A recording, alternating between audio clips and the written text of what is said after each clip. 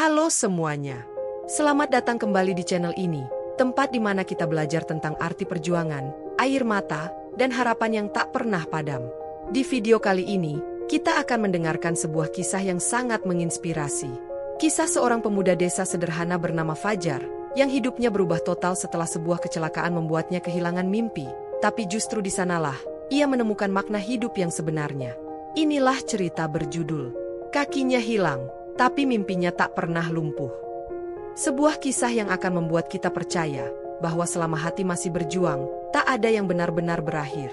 Tapi sebelum kita mulai ceritanya, jangan lupa ya teman-teman, tekan tombol subscribe. Beri like kalau kalian suka cerita-cerita penuh makna seperti ini. Tinggalkan komentar pendapat kalian di bawah.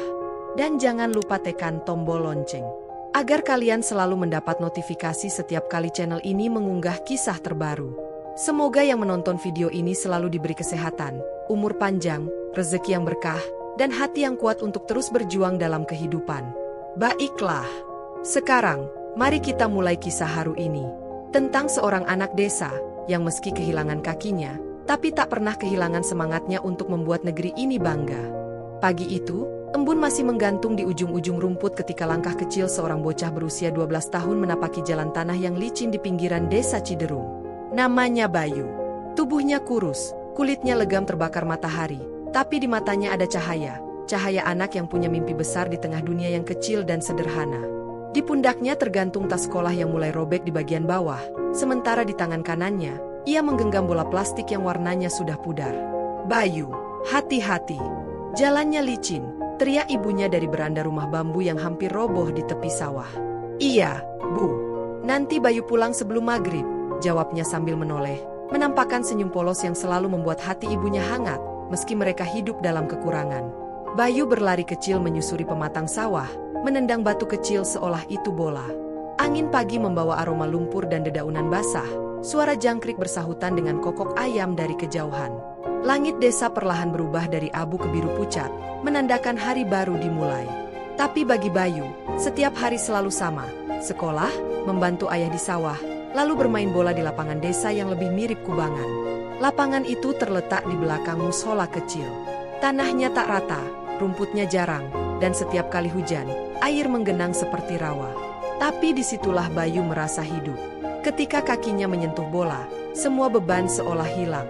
Tak ada kemiskinan, tak ada lapar, tak ada ejekan. Hanya dia dan bola, dan mimpi yang berputar bersamanya. Sore itu, seperti biasa, Bayu bermain dengan teman-temannya. Kaosnya lusuh, celananya sobek di lutut, tapi semangatnya tak pernah luntur. Ia berlari, menendang, jatuh, tertawa lagi, lalu berdiri. "Awas, tendangan Bayu datang," teriaknya sambil menendang bola kencang. Bola meluncur ke arah gawang bambu yang dibuat seadanya, melewati tangan Jaka, si penjaga gawang. Anak-anak bersorak, debu beterbangan, dan Bayu mengangkat tangannya tinggi-tinggi, seolah baru saja mencetak gol di stadion besar. "Bayu, kamu pikir kamu Cristiano Ronaldo? Hah?" ejek salah satu temannya sambil tertawa. "Siapa tahu nanti aku main di TV, Din," jawab Bayu dengan tawa polos, meski di dalam hatinya ia sungguh percaya kata-katanya sendiri. Teman-temannya tertawa lebih keras, tapi Bayu tidak peduli. Ia memandang ke langit sore yang mulai berwarna jingga dan berbisik pelan, "Aku pasti bisa, suatu hari nanti." Angin sore mulai dingin. Lapangan yang tadinya riuh mulai sepi satu persatu. Anak-anak pulang membawa tawa, sementara Bayu masih berdiri di tengah lapangan, bola di kakinya, pandangannya jauh menembus cakrawala.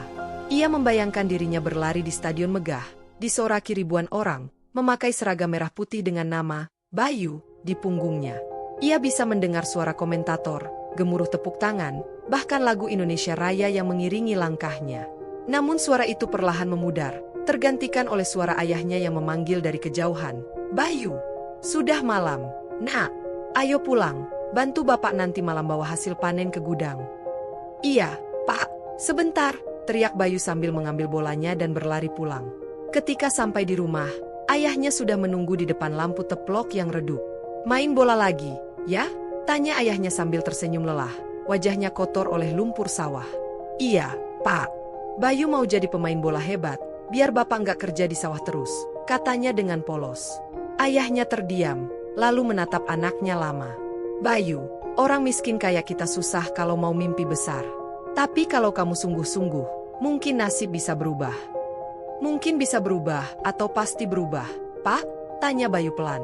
Ayahnya tersenyum tipis. Itu tergantung kamu, Nak. Bukan dari siapapun. Malam itu, Bayu tidur dengan senyum kecil. Bola plastiknya ia letakkan di samping bantal. Di luar, angin berembus lembut, membawa suara jangkrik dan desir daun pisang yang menari di gelap malam. Di dalam hatinya, mimpi itu tumbuh, kecil, tapi keras kepala.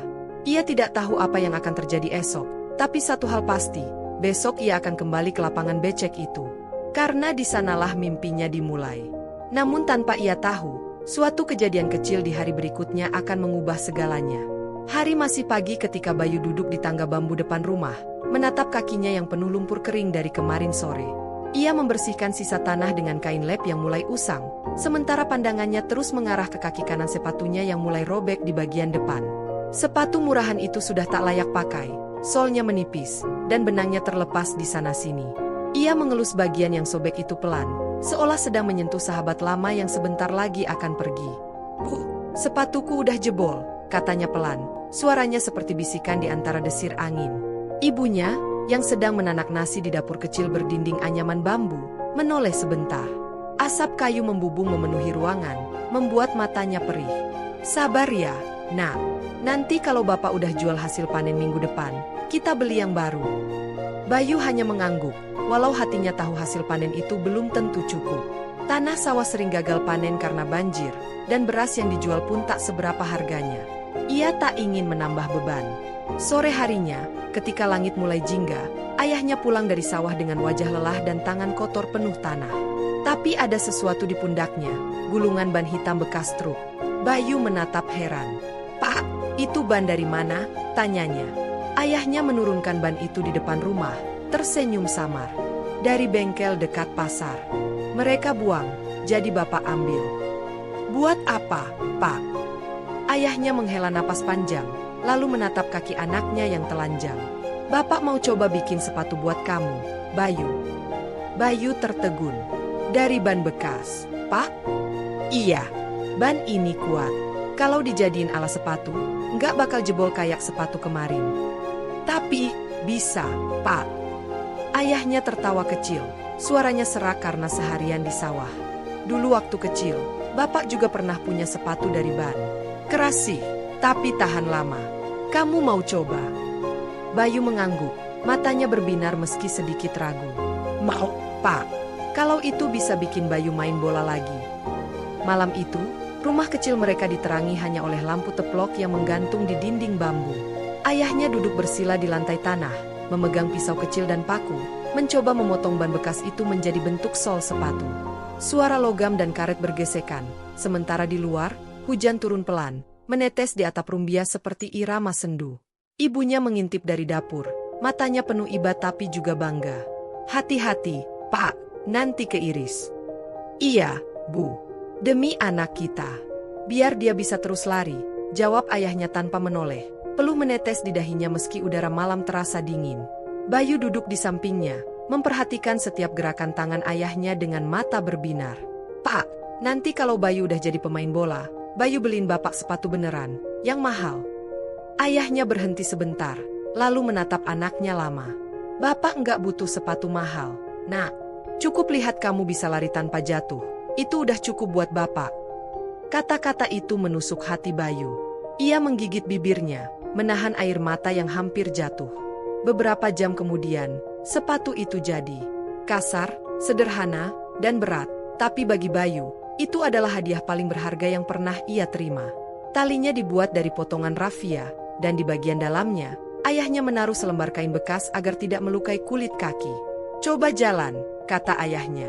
Bayu berdiri, menatap sepatu barunya, lalu melangkah perlahan. Suara plek-plek terdengar setiap kali kakinya menapak tanah. Ia tertawa. "Pak, rasanya aneh tapi keren." Ayahnya ikut tertawa, tapi suaranya bergetar. "Kalau nanti kamu main, jangan lihat sepatumu, ya. Lihat mimpimu." Keesokan harinya, Bayu mengenakan sepatu dari ban bekas itu ke lapangan. Anak-anak lain menatap dan tertawa keras. "Bayu, Kamu bawa ban motor ke kaki, ya? Wah, sepatu dari bengkel, nih. Bayu hanya tersenyum kaku, menunduk sedikit, tapi langkahnya tetap tegas menuju tengah lapangan. Dalam hatinya ia berkata, kalian boleh menertawakan aku sekarang, tapi nanti kalian yang akan menatapku di televisi. Angin sore berhembus membawa debu dan aroma tanah basah. Suara tawa teman-temannya perlahan menghilang, tergantikan oleh bunyi tendangan bola yang memantul keras dari kaki Bayu. Ia berlari, menendang, terjatuh, lalu bangkit lagi. Setiap langkahnya terasa berat, tapi di setiap hentakan, ada keyakinan yang tumbuh.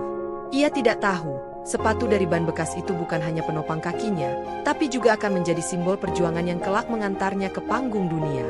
Namun di ujung lapangan yang becek itu, seseorang diam-diam sedang memperhatikan langkah Bayu dengan pandangan berbeda. Lapangan desa sore itu tampak ramai, dipenuhi anak-anak yang berteriak kegirangan sambil mengejar bola yang sudah kusam warnanya.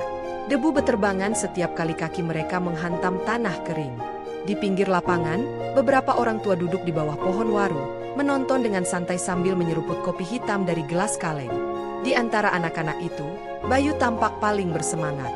Kakinya yang berbalut sepatu ban bekas terus bergerak lincah, menggiring bola dengan keyakinan yang luar biasa. "Bayu, oper ke sini!" teriak seorang temannya. Tapi Bayu tidak menjawab. Ia terus menatap bola di depannya dengan mata tajam. Keringat membasahi wajahnya, menetes ke tanah.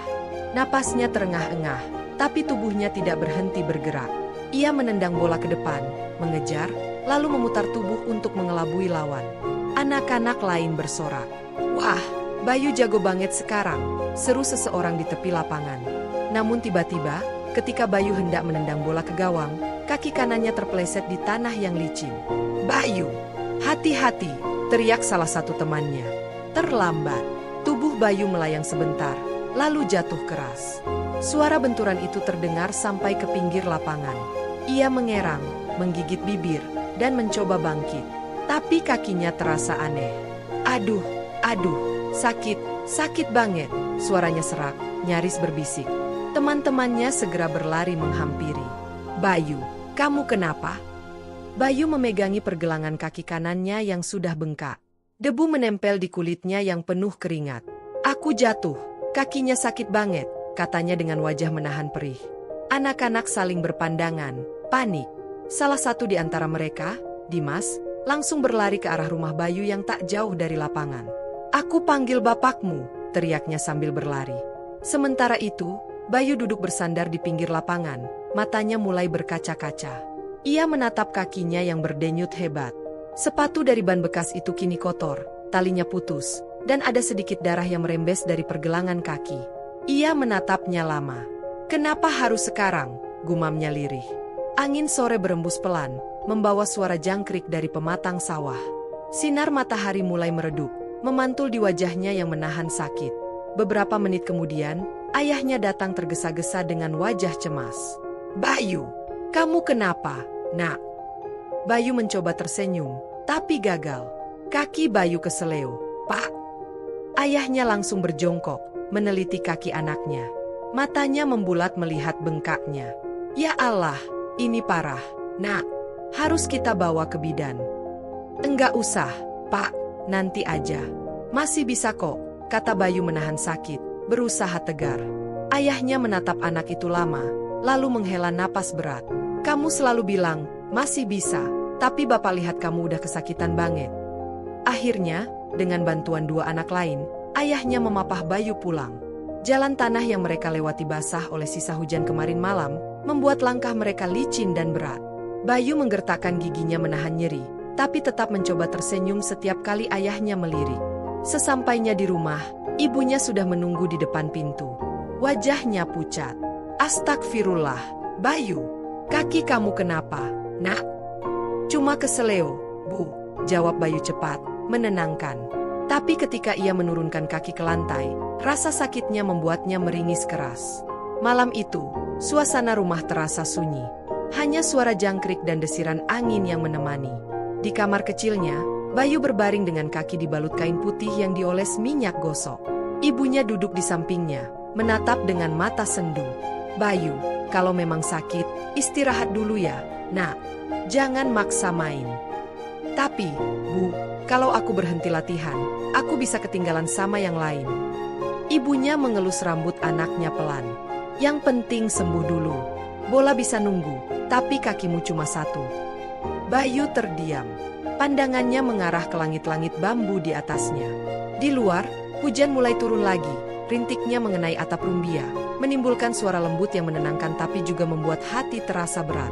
Ia menatap sepatunya di pojok ruangan, sepatu dari ban bekas yang kini tampak basah, diam, dan menyimpan kisahnya sendiri.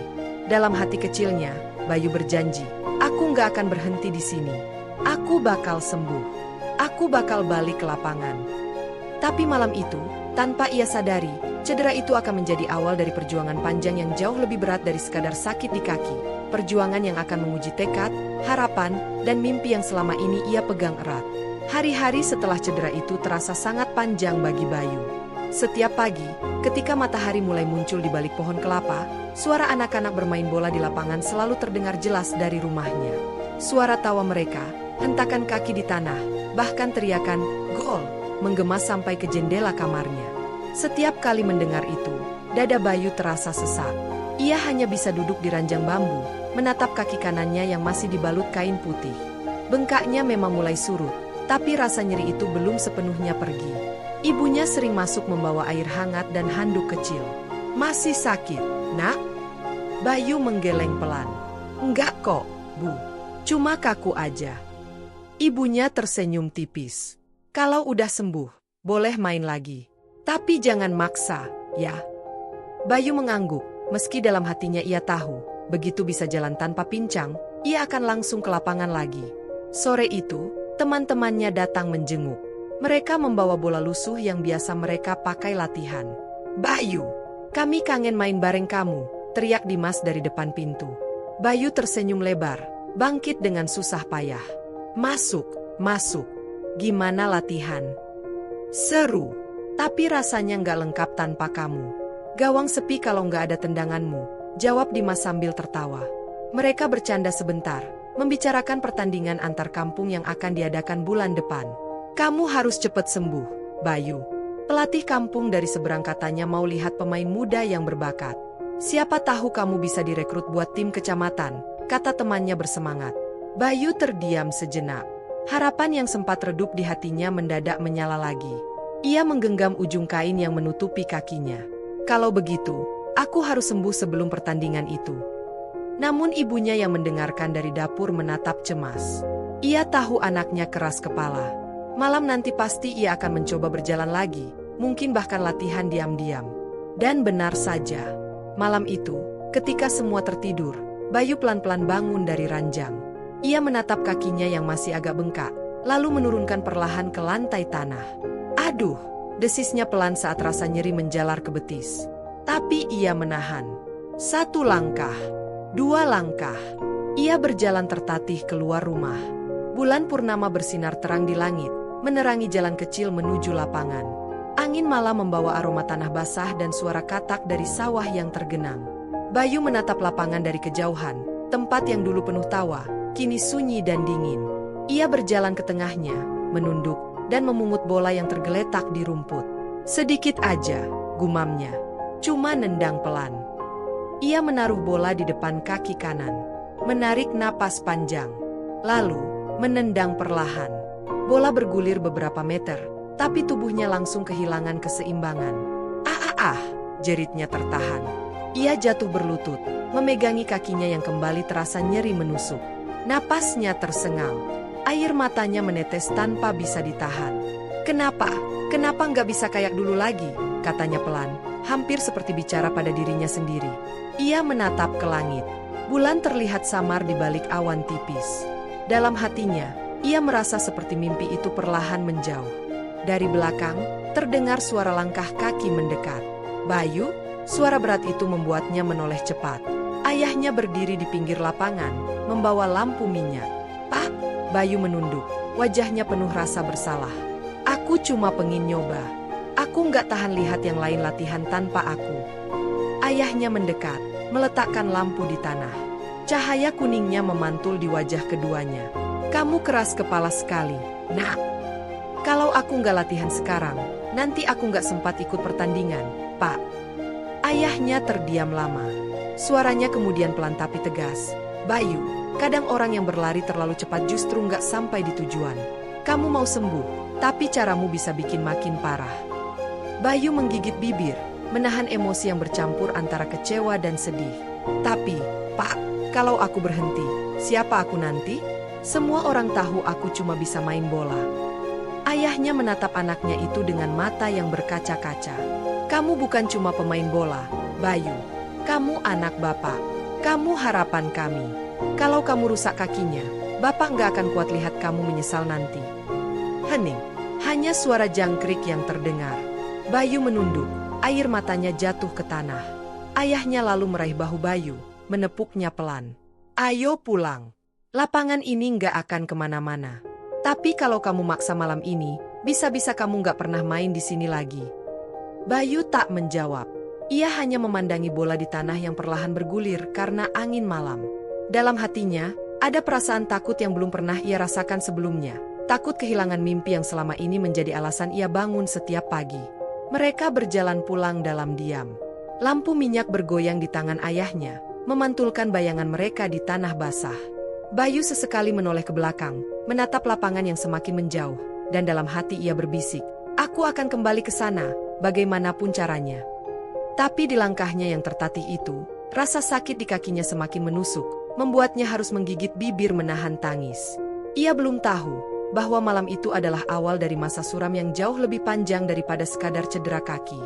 Hari-hari berikutnya berjalan seperti mimpi buruk bagi Bayu. Cedera yang semula ia kira akan sembuh dalam beberapa minggu, ternyata makin parah. Kakinya kini sulit digerakkan dengan normal. Setiap kali ia mencoba berjalan cepat, rasa nyeri seperti pisau menusuk uratnya. Ia mulai jarang keluar rumah, hanya duduk di teras sambil menatap lapangan dari kejauhan. Lapangan itu kini terasa asing, seperti dunia yang dulu miliknya tapi kini menolaknya kembali. Suatu sore, langit desa tampak kelabu.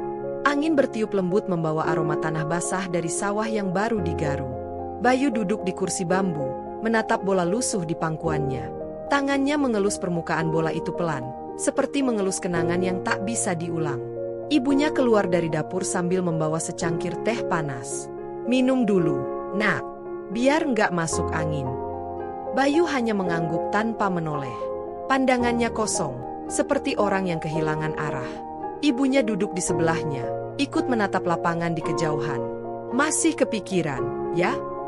Bayu mengangguk pelan. Setiap hari, Bu. Rasanya kayak semua yang aku punya hilang. Hening beberapa saat. Hanya terdengar suara dedaunan bergesekan dan ayam jantan berkokok di kejauhan. Bayu, ujar ibunya pelan, Tuhan gak pernah ngambil sesuatu tanpa maksud. Mungkin ini waktunya kamu istirahat. Bayu menatap ibunya. Matanya memerah. Tapi mimpi aku, Bu, mimpi yang bapak dan ibu dukung dari dulu. Semua itu buat apa kalau aku nggak bisa main lagi? Ibunya mengelus punggung tangan anaknya. Mimpi itu nggak hilang, nak. Cuma bentuknya yang berubah. Kadang Tuhan muter jalannya, tapi ujungnya tetap ke tempat yang sama.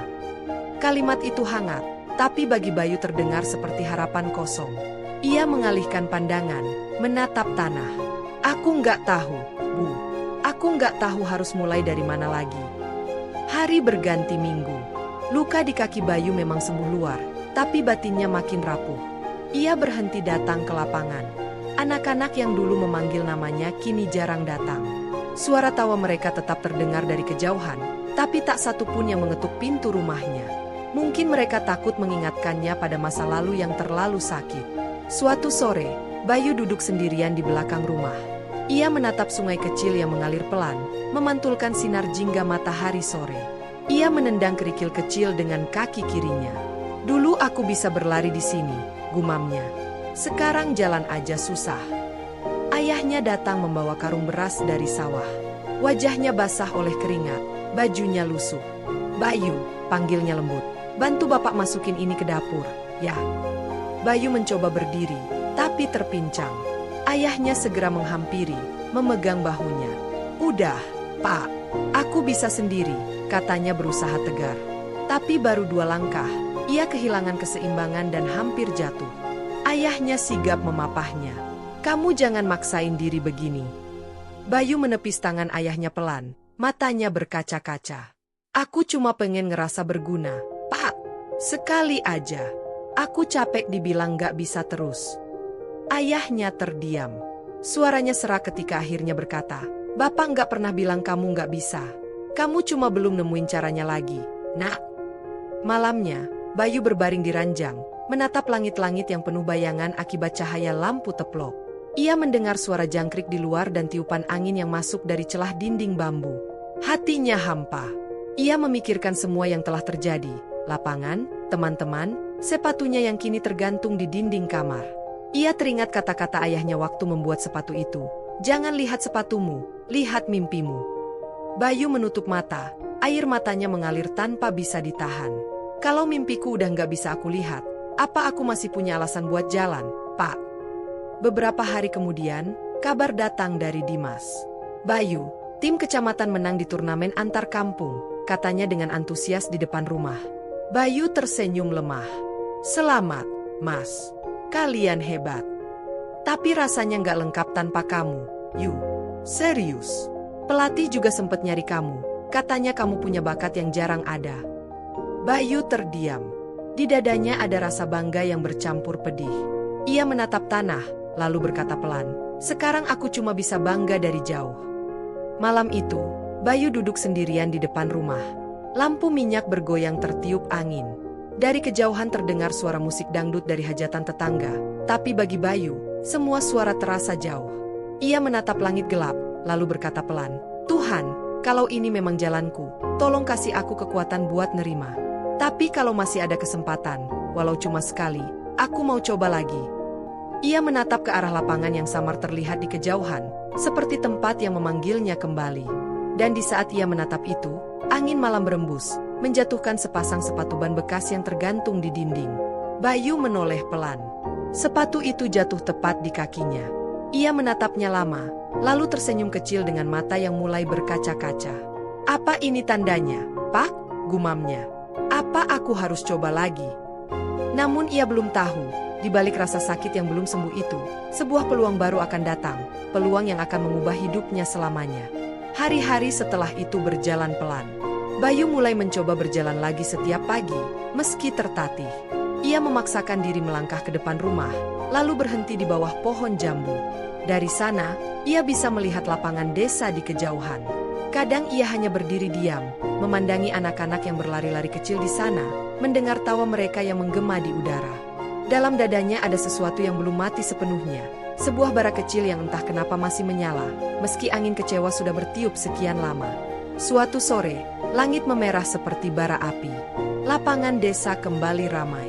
Ada kabar, tim sepak bola kecamatan sedang mencari pemain muda berbakat dari kampung untuk ikut seleksi regional. Bayu hanya mendengarnya dari Dimas yang mampir ke rumah. Yuk, pelatihnya katanya orang kota. Dia bakal lihat anak-anak main di lapangan sore ini, ujar Dimas semangat. Bayu hanya tersenyum tipis. Bagus dong, kamu harus main bagus, Mas. Tapi, gimana kalau kamu ikut aja nonton? Siapa tahu cuma nonton dulu, gak usah main, bujuk Dimas. Bayu menatap kakinya yang masih kadang nyeri. Ia ragu, tapi jauh di dalam hatinya, ada dorongan yang pelan-pelan tumbuh. Sore itu, Bayu akhirnya datang ke lapangan. Ia berjalan pelan dengan tongkat bambu kecil di tangan. Anak-anak lain langsung menatapnya begitu ia lewat. Ada yang tersenyum, ada yang diam tak enak hati. Bayu, kamu datang juga, seru Dimas dari tengah lapangan. Bayu melambaikan tangan, lalu duduk di bawah pohon waru yang dulu sering jadi tempat ayahnya menonton. Ia melihat pelatih yang disebut-sebut, seorang pria berumur sekitar 40-an, berkulit sawo matang, mengenakan topi dan peluit di leher. Cara pria itu menatap para pemain membuat Bayu tahu, ini bukan sembarang pelatih. Matanya tajam, tapi dalam. Seolah ia bisa membaca jiwa lewat cara seseorang menendang bola. Pertandingan uji coba dimulai. Anak-anak desa berlari penuh semangat, meski sebagian terlihat gugup. Pelatih itu berdiri di pinggir lapangan, sesekali bersiul, memberi arahan. Bayu memperhatikan setiap gerakannya, setiap aba-aba yang keluar dari mulutnya. Main bola bukan cuma soal kuat lari. Dengarkan suara hati kalian waktu nendang bola, seru pelatih itu lantang. Bayu tersenyum kecil. Kata-kata itu seperti menampar hatinya yang lama tertidur. Di tengah permainan, tiba-tiba bola terpental jauh ke arah Bayu. Ia refleks berdiri, tongkatnya jatuh ke tanah. Bola itu bergulir pelan sampai di kakinya. Semua mata seolah menoleh bersamaan. Bayu menatap bola itu lama. Dalam sekejap, kenangan masa kecil, suara ayahnya, tawa teman-temannya, semuanya berputar di kepala. "Bayu, lempar sini!" teriak salah satu pemain. Tapi Bayu tidak melempar. Ia menatap bola itu, lalu perlahan menggeser posisinya, mengatur langkah kaki kanannya. Napasnya ditarik panjang. 1 detik, 2 detik, lalu ia menendang. Suara bola itu terdengar keras, menggaung di udara sebelum jatuh sempurna di kaki Dimas di tengah lapangan. Semua orang menatap ke arah Bayu, terkejut. Bahkan pelatih itu ikut menoleh. "Siapa anak itu?" tanyanya dengan nada heran. "Namanya Bayu, Pak. Dulu dia pemain terbaik di sini, tapi udah lama nggak main," jawab Dimas cepat. Pelatih itu mendekat, menatap Bayu dari jarak dekat. "Kamu masih bisa nendang dengan akurat begitu, padahal kamu pincang." Bayu tersenyum malu. "Kebiasaan lama, Pak. Susah hilang." "Cedera?" tanya pelatih. Bayu mengangguk. "Iya, kaki kanan. Udah lama." Pelatih itu menatapnya lama, lalu tersenyum samar. "Kamu punya sesuatu yang anak-anak lain gak punya. Nah, kamu punya nyawa di setiap tendanganmu." Bayu mengerutkan dahi. "Maksud Bapak?" "Semangat, gairah. Kamu main bukan buat menang, tapi buat hidup. Itu jarang." Bayu terdiam. Kata-kata itu terasa seperti bara kecil yang kembali disiram api. Pelatih itu berdiri, meniup peluitnya keras-keras. "Latihan berhenti sebentar," katanya pada semua pemain. Ia kemudian menatap Bayu. "Kamu, Bayu, bisa ikut latihan besok pagi? Aku pengen lihat kamu main, nggak cuma nendang." Bayu terperangah. "Saya, Pak." "Iya, tapi cuma kalau kamu siap. Aku nggak mau maksa anak yang belum sembuh. Kamu pikirkan baik-baik." Bayu menatap lapangan yang kini sepi sesaat. Hatinya berdebar keras. Setelah sekian lama, ada seseorang yang kembali melihat dirinya bukan sebagai anak yang gagal, tapi sebagai pemain yang punya harapan. Malam itu, Bayu tidak bisa tidur. Ia berbaring menatap langit-langit rumah, mendengar suara jangkrik yang bersahut-sahutan di luar. Dalam pikirannya, kata-kata pelatih itu terus terulang. "Kamu punya nyawa di setiap tendanganmu." Bayu menggenggam kain selimutnya erat, lalu berkata pelan, "Kalau ini benar-benar kesempatan kedua, aku nggak boleh sia-siakan." Namun ia belum tahu, besok pagi bukan hanya akan menjadi hari latihan pertamanya setelah lama berhenti, tapi juga hari ketika ia akan diuji, bukan oleh orang lain, tapi oleh dirinya sendiri. Fajar menyingkap kabut tipis di atas desa itu. Embun masih menggantung di ujung daun pisang ketika Bayu berdiri di depan rumah dengan sepatu lamanya yang sudah mulai retak di sisi. Ia menatap ke arah lapangan yang tampak samar di kejauhan, menarik napas panjang, dan mengikat tali sepatunya pelan. Ibu yang dari tadi memperhatikannya dari dalam, keluar sambil membawa termos kecil. "Kopi pahit, biar semangat," kata ibu lembut sambil tersenyum. Tapi senyum itu mengandung banyak kekhawatiran. Bayu menerimanya, menghirup aroma kopi yang hangat. "Makasih, Bu. Doain Bayu, ya." Ibu menatap kaki anaknya, lalu kembali menatap wajah Bayu. "Kalau capek, berhenti. Jangan maksa." Bayu mengangguk pelan. "Iya, Bu. Tapi kalau nggak nyoba, Bayu nggak bakal tahu masih bisa atau nggak." Senyum ibunya tipis, mata sedikit basah. "Kamu masih keras kepala, persis kayak almarhum bapakmu." Langkah Bayu menuju lapangan pagi itu terasa berat tapi juga penuh arti. Ia seperti melangkah ke masa lalu, ke tempat di mana dulu ia tertawa, berlari, jatuh, lalu bangkit lagi. Suara kokok ayam dan riuh anak-anak sekolah yang berlarian di jalan tanah menemani perjalanan itu.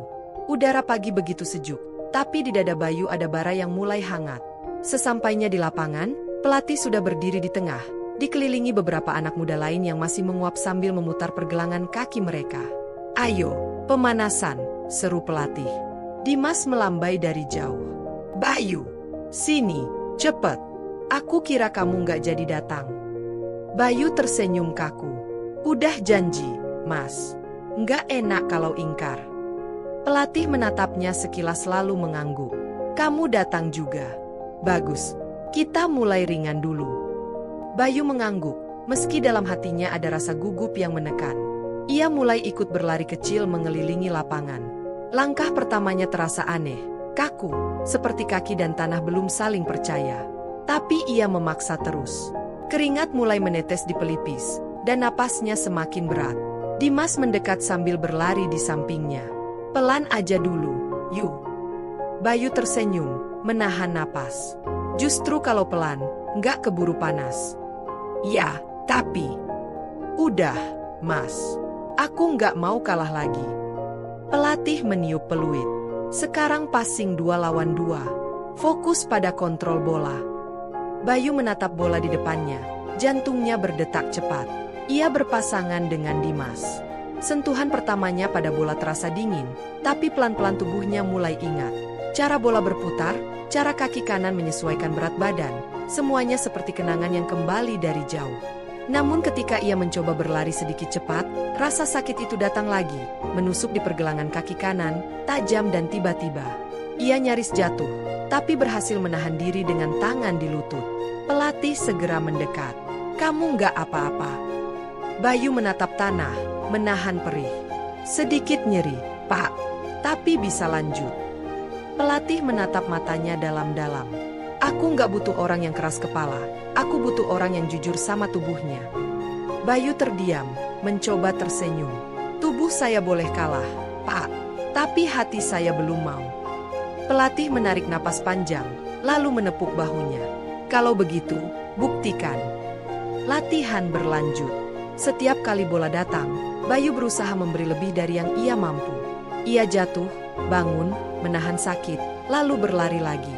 Dimas beberapa kali berteriak, "Bayu, cukup, nanti makin parah."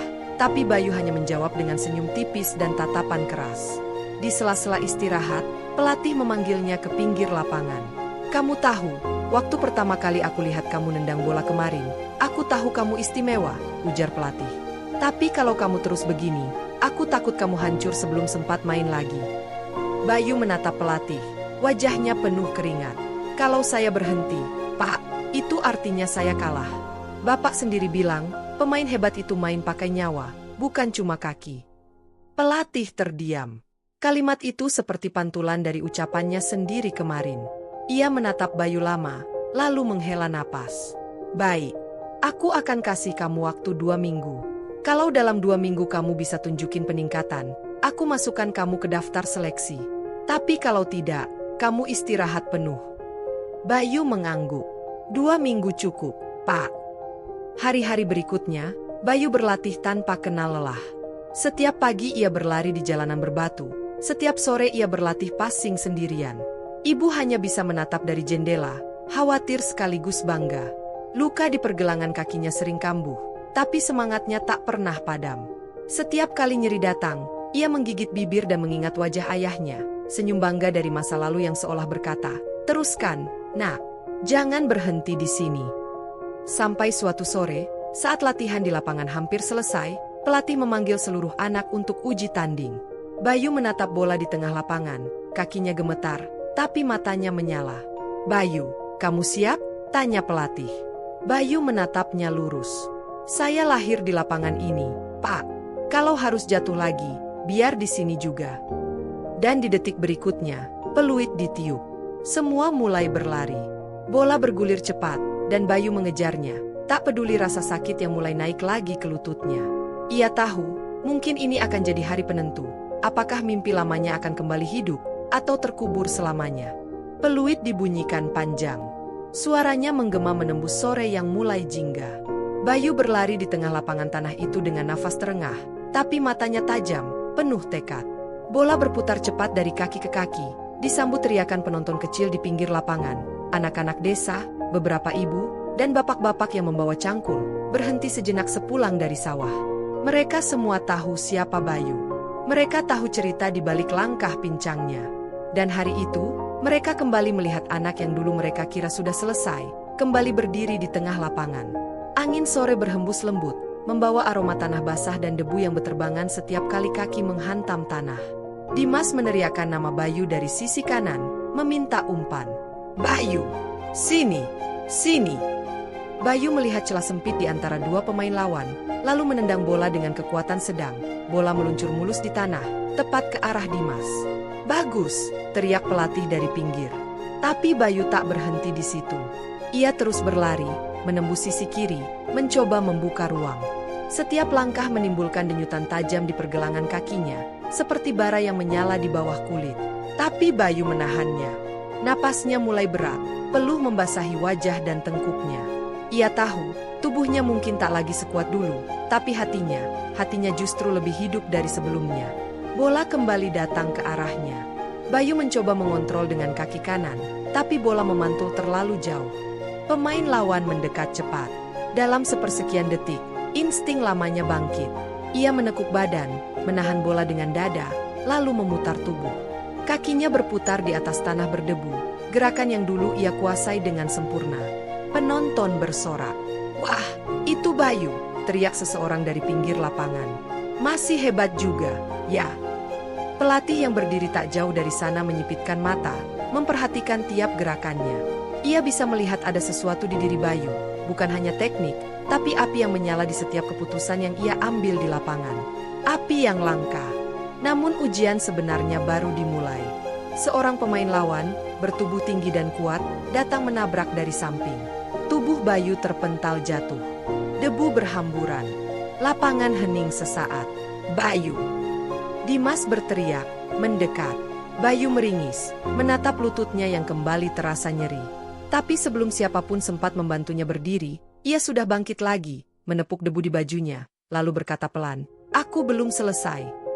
Ia kembali ke posisi. Bola kembali menggelinding ke tengah. Pelatih hanya menatap dari jauh, tak menghentikan permainan. Mungkin ia tahu, inilah momen di mana Bayu sedang bertarung bukan dengan lawan, tapi dengan dirinya sendiri. Permainan makin cepat. Nafas makin berat. Bayu berlari menahan rasa sakit yang semakin menusuk. Tapi di matanya ada sesuatu yang baru, bukan sekadar semangat, tapi semacam kepasrahan yang berani. Ia tahu ia tidak harus menang, cukup membuktikan bahwa dirinya belum hancur. Dimas memberi umpan silang.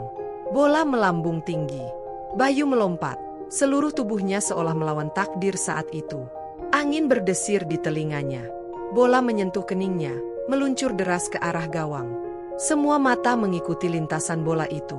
Penjaga gawang lawan melompat, tapi terlambat. "Gol!" teriak pelatih spontan, disusul sorak-sorai penonton di pinggir lapangan. Bayu jatuh berlutut di tanah, tangannya menutup wajah, napas tersengal. Debu menempel di rambut dan pipinya, tapi di balik itu, ada air mata yang mulai jatuh tanpa ia sadari. Dimas menghampiri, memeluknya erat. "Gila, Yu, kamu masih sehebat itu." Bayu hanya tertawa kecil di antara isak. "Rasanya kayak mimpi, Mas." Pelatih mendekat, menepuk bahunya. "Bukan mimpi, Nak. Itu kenyataan yang kamu ciptakan sendiri." Namun sebelum Bayu sempat menjawab, ia menunduk, menahan nyeri luar biasa di kakinya. Pelatih langsung menangkap gerakannya. "Bayu, duduk dulu. Kamu pincang lagi." Bayu mencoba berdiri, tapi lututnya lemas. "Saya nggak apa-apa, Pak. Saya cuma kepleset." Pelatih menatapnya tegas. "Kamu pikir aku nggak bisa lihat?" Bayu terdiam, menatap tanah. "Tapi, saya nggak mau berhenti." Pelatih menunduk, berbicara pelan tapi dalam. "Kalau kamu terus memaksa, kamu bisa kehilangan kesempatan selamanya." "Kalau saya berhenti, saya nggak punya apa-apa lagi, Pak," jawab Bayu, suaranya bergetar. Hening. Angin berhenti sejenak, seolah menunggu apa yang akan terjadi berikutnya. Pelatih berdiri tegak, menghembuskan napas panjang. "Oke, satu kali lagi, Bayu. Satu kali. Tunjukkan pada aku bahwa kamu bukan sekadar bertahan, tapi layak dipercaya." Bayu menatap bola yang kini diam di tengah lapangan. Hatinya berdetak keras, seakan tubuhnya tak lagi menuruti rasa sakit. Ia berjalan perlahan ke arah bola itu, menyeret kaki kanan yang mulai gemetar. Setiap langkahnya seperti mengetuk waktu. Semua orang menahan napas. Bola diletakkan. Bayu berdiri di belakangnya, menatap gawang di ujung lapangan. Matahari sore memantulkan cahaya keemasan yang menyilaukan matanya. Dimas berteriak dari samping, "Ayo, Yu, ini kesempatanmu." Bayu menarik napas panjang, menunduk sebentar, lalu berbisik pelan pada dirinya sendiri. "Bapak, kalau Bapak bisa dengar, lihatlah aku sekarang." Ia berlari 3 langkah dan menendang sekuat tenaga. Bola itu melesat deras, menembus udara sore yang sunyi. Tapi kali ini, tubuh Bayu ikut jatuh bersamaan dengan bola yang meluncur. Dan sebelum siapapun sempat bereaksi, tubuhnya sudah terbaring di tanah, wajahnya pucat, tangan masih mengepal ke tanah berdebu. Lapangan mendadak sunyi. Semua mata menatap ke arahnya, tak percaya. Semua suara lenyap seketika. Peluit pelatih terjatuh dari mulutnya. Dimas berlari paling duluan menuju tengah lapangan, diikuti beberapa pemain lain. "Bayu! Bayu!" teriaknya panik, suaranya serak. Bayu terbaring di tanah, matanya setengah terbuka, napasnya tersengal. Debu menempel di wajahnya, dan kakinya, kaki kanan itu, bergetar pelan sebelum akhirnya diam. Pelatih segera berlutut di sampingnya, menepuk pipinya pelan. "Bayu, dengar saya. Nak, kamu bisa dengar." Bayu membuka mulut, tapi yang keluar hanya helaan napas berat. "Pak, saya, golnya masuk." Pelatih menoleh ke arah gawang. Bola masih di dalam jaring. Ia menatap kembali ke Bayu dengan mata yang mulai berkaca. "Masuk, nak. Golmu sempurna." Senyum kecil muncul di wajah Bayu. "Syukurlah," bisiknya lirih. Lalu matanya perlahan terpejam. "Ibu!" "Cepat panggil ibunya Bayu," teriak seseorang dari pinggir lapangan. Orang-orang berlarian, beberapa mengambil motor untuk memanggil bantuan. Dimas duduk di tanah, memegangi kepala Bayu di pangkuannya. Air matanya jatuh tanpa ia sadari. "Bayu, bangun, Yu. Kamu belum selesai. Kamu baru mulai lagi, ingat?" katanya lirih sambil mengguncang bahu sahabatnya. Bayu tidak menjawab. Hanya nafasnya yang tersisa pelan, berkejaran dengan waktu. Beberapa menit kemudian, suara motor tua terdengar dari kejauhan. Seorang wanita dengan kerudung lusuh berlari tergesa dari arah jalan tanah. "Ibu Bayu." "Anakku." "Ya Allah, Bayu!" teriaknya begitu sampai. Ia langsung berlutut, memeluk tubuh anaknya yang dingin oleh keringat. Pelatih menatap pemandangan itu. Rahangnya mengeras. "Cepat, bawa ke puskesmas." Mereka mengangkat Bayu ke atas motor, membawanya menembus jalan desa yang penuh batu. Dimas ikut di belakang, menahan air mata sepanjang jalan. Bayu masih belum sadar, tapi dalam hatinya, di tempat paling sunyi dari kesadaran manusia, ia mendengar suara lain. Suara yang dulu pernah menuntunnya saat kecil. "Bayu, kalau kamu jatuh, jangan diam. Bangun." Sepak bola itu bukan tentang kuat, tapi tentang berani mencoba lagi. Itu suara ayahnya. Lembut, jauh, tapi jelas. Bayu seperti berada di tengah lapangan luas yang bersinar keemasan, tanpa penonton, tanpa suara lain, hanya dirinya dan bola di depannya. Ia memandang sekeliling, lalu tersenyum. "Bapak, aku udah gol in lagi," katanya pelan dalam mimpi itu. Suara ayahnya menjawab dengan lembut. "Aku tahu. Tapi kamu belum selesai, nak. Lapanganmu belum di sini. Masih di sana, di dunia yang belum kamu tinggalkan." Tubuh Bayu bergetar di jok motor. Ibu menatapnya panik. "Bayu, nak, sadar, nak. Ini ibu." Suara pelan keluar dari bibir Bayu. "Bu, golnya masuk." Ibu menahan tangis. "Iya, nak, masuk." Semua orang lihat. Semua bangga. Pelatih menoleh dari motor di depan. Air matanya jatuh begitu saja tanpa ia sembunyikan. Ia tahu, di balik kata-kata lemah itu, ada sesuatu yang jauh lebih besar, semangat hidup yang menolak padam. Mereka sampai di puskesmas kecil desa. Petugas segera membawanya masuk. Ruangan itu berbau antiseptik dan lampu neon putih menyilaukan. Waktu terasa berhenti di sana. Ibu duduk di luar, menggenggam rosario kecil di tangannya. Bibirnya bergetar tanpa henti berdoa. Dimas mondar-mandir di lorong, matanya merah. Pelatih berdiri di dekat jendela, menatap keluar dengan wajah keras menahan perasaan. Beberapa jam berlalu. Dokter keluar dengan wajah letih. Semua langsung berdiri. "Bagaimana, Dok?" tanya pelatih. Suaranya tegang. Dokter menghela napas panjang. "Dia selamat, tapi kakinya cedera berat. Kalau dipaksa main lagi, bisa lumpuh permanen." Ibu menutup mulutnya, air mata tumpah deras. Dimas menunduk, menggigit bibir. Sementara pelatih menatap kosong ke lantai, lalu berbisik pelan, "Tuhan, Kenapa anak sekeras ini harus diuji seberat ini? Pintu ruang perawatan terbuka. Di dalam, Bayu terbaring lemah. Kakinya dibalut perban tebal, wajahnya pucat tapi matanya terbuka. Ia menatap langit-langit dengan pandangan kosong, seperti sedang berbicara dengan dirinya sendiri. Ketika ibu masuk, ia tersenyum samar. "Bu, kalau kaki Bayu nggak bisa dipakai lagi, apa ibu kecewa?" Ibu menggenggam tangannya erat. "Nak, ibu nggak pernah kecewa. Ibu cuma pengen kamu hidup. Itu aja." Air mata Bayu mengalir. Tapi mimpi Bayu. Ibu mengelus kepalanya lembut. Mimpi itu bukan cuma tentang nendang bola. Nak, kadang Tuhan cuma pindahin lapangan mainmu ke tempat lain. Bayu terdiam lama. Di luar, suara jangkrik mulai terdengar. Malam turun perlahan di desa yang masih memikirkan kejadian sore itu. Di jendela, pelatih berdiri dia menatap bulan yang menggantung. Ia tahu, cerita anak itu belum selesai. Di dalam tubuh yang rapuh itu, masih ada nyawa yang belum menyerah. Dan entah kenapa, jauh di lubuk hati Bayu, ada suara lain yang berbisik pelan, lembut tapi tegas. "Bangun lagi, Bayu. Kalau bukan di lapangan, mungkin di tempat lain kau akan membuat Indonesia bangga." Bayu memejamkan mata, menahan air mata, lalu tersenyum samar. "Mungkin bapak benar," gumamnya. "Mimpi nggak harus berhenti, cuma harus berganti arah." Namun, tak seorang pun tahu bahwa di balik senyum kecil itu, Bayu baru saja membuat keputusan yang akan mengubah hidupnya selamanya. Matahari pagi menembus jendela kecil kamar perawatan. Burung-burung berkicau di luar, tapi suasananya hening. Bayu terjaga dengan pandangan kosong ke arah langit-langit. Kakinya diperban, digantung di penyangga besi. Dokter datang pagi itu. Wajahnya ramah tapi matanya menyimpan sesuatu yang berat. "Kabar baiknya, kamu selamat, Bayu. Tapi, kamu nggak bisa main bola lagi. Setidaknya tidak seperti dulu."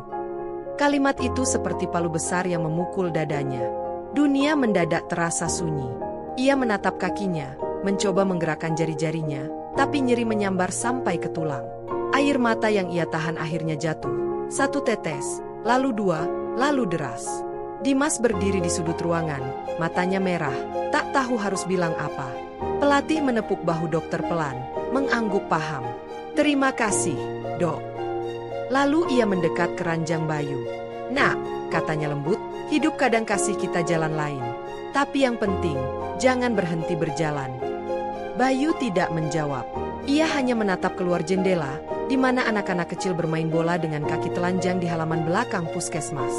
Suara tawa mereka menggema, sama seperti dirinya dulu. Ia menutup mata. "Kalau aku nggak bisa main lagi, aku ini siapa, Pak?" Suaranya bergetar. Pelatih tersenyum pahit. "Kamu Bayu, anak desa yang gak pernah nyerah. Itu cukup untuk bikin siapapun bangga." Hari berganti minggu. Bayu menjalani fisioterapi di rumah sakit kabupaten. Setiap hari ia menatap kakinya yang lemah, seolah menunggu keajaiban yang tak kunjung datang. Tapi meski begitu, semangatnya perlahan tumbuh kembali. Suatu sore, ketika ia duduk di kursi roda di teras rumah, Dimas datang membawa bola. "Masih ingat ini, Yu?" katanya sambil tersenyum kecil. Bayu menatap bola itu lama, lalu menggeleng. "Aku udah nggak pantas megang itu lagi, Mas." "Siapa bilang?" Dimas melempar bola itu pelan ke pangkuannya. "Kalau kamu nggak bisa nendang, kamu bisa ngajarin. Anak-anak di kampung masih butuh pelatih." Bayu terdiam. Bola itu terasa ringan tapi juga berat, seperti membawa seluruh hidupnya yang hilang. Ia menatap Dimas, lalu bola itu, lalu lapangan kecil di kejauhan. Hatinya bergetar. Ngajarin anak-anak. Dimas mengangguk mantap. "Kamu kan pernah bilang, yang penting bisa bikin orang lain ikut merasakan mimpi kamu. Nah, ini waktunya, Yu." Beberapa minggu kemudian, Bayu duduk di kursi roda di pinggir lapangan desa, dikelilingi belasan anak kecil yang riang. Lapangan itu tidak rata, rumputnya tumbuh liar, tapi semangat mereka membara. "Oke, semua kumpul," teriak Bayu. "Kalau mau jadi pemain hebat, bukan kaki yang penting, tapi hati kalian." Anak-anak berteriak serempak, "Siap, Kak Bayu." Pelatih lamanya datang diam-diam sore itu, berdiri di pinggir lapangan sambil tersenyum. Ia melihat cara Bayu memotivasi anak-anak, bagaimana matanya menyala lagi, bukan dengan ambisi, tapi dengan kasih. Ia tahu, semangat Bayu tidak pernah mati, hanya berubah bentuk. Waktu berlalu, tahun demi tahun. Bayu akhirnya bisa berjalan dengan bantuan tongkat. Ia tetap melatih anak-anak desa dengan sepenuh hati. Berkat kerja kerasnya, beberapa dari mereka berhasil lolos ke seleksi akademi sepak bola tingkat provinsi. Salah satunya, anak kurus berambut ikal bernama Rendra, datang suatu sore dengan wajah berseri. "Kak Bayu, aku kepilih. Kak, aku lolos akademi nasional." Bayu tertegun. Bola di tangannya terjatuh. Ia tersenyum lebar, matanya berkaca. "Serius, Endra?" Rendra mengangguk cepat. "Iya, Kak. Aku bahkan nyebutin nama Kak Bayu waktu ditanya siapa yang ngajarin aku pertama kali." Malamnya, Bayu duduk sendirian di teras rumah. Lampu minyak kecil menyala redup, angin berhembus lembut dari arah sawah. Ia menatap ke langit, di mana bintang-bintang bertaburan seperti jutaan harapan kecil. "Pak," bisiknya lirih, "mungkin aku nggak pernah bisa nendang bola lagi. Tapi aku udah bikin anak-anak itu berlari lebih jauh dari aku.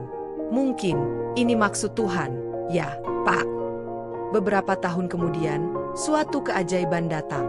Rendra berhasil menjadi pemain utama tim nasional muda Indonesia. Dalam sebuah wawancara di televisi, ia menyebut nama Bayu dengan suara bergetar. "Saya ingin persembahkan gol ini untuk pelatih pertama saya di desa. Namanya Bayu.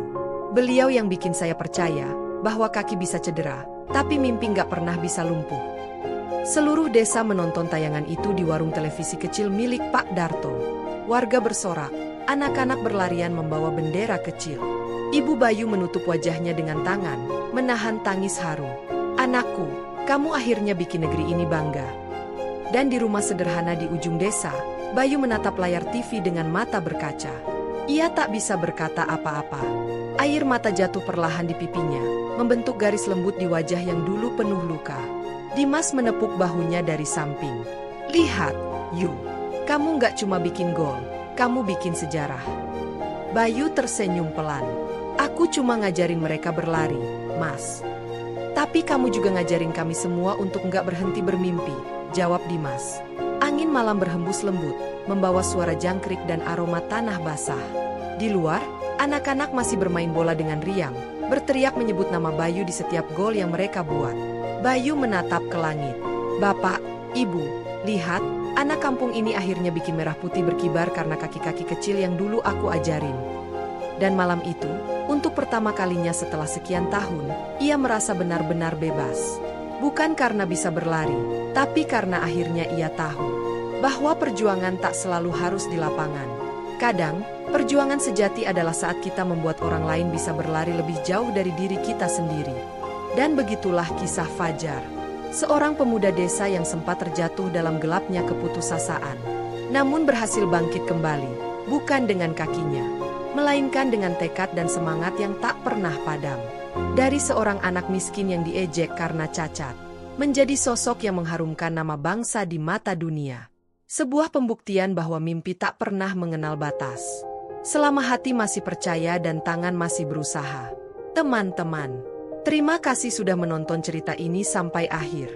Semoga kisah Fajar hari ini bisa menjadi pengingat buat kita semua, bahwa hidup tak selalu mudah, tapi selalu punya makna bagi mereka yang mau berjuang. Jangan lupa untuk subscribe, like, dan tinggalkan komentar kalian tentang bagian mana dari cerita ini yang paling menyentuh hati kalian. Dan jangan lupa tekan tombol lonceng, agar kalian tidak ketinggalan setiap kali channel ini mengunggah kisah inspiratif lainnya. Semoga yang menonton video ini senantiasa diberikan kesehatan, rezeki yang melimpah, dan kekuatan untuk menghadapi setiap ujian hidup. Sampai jumpa di kisah selanjutnya. Tetap semangat, dan jangan pernah menyerah pada keadaan.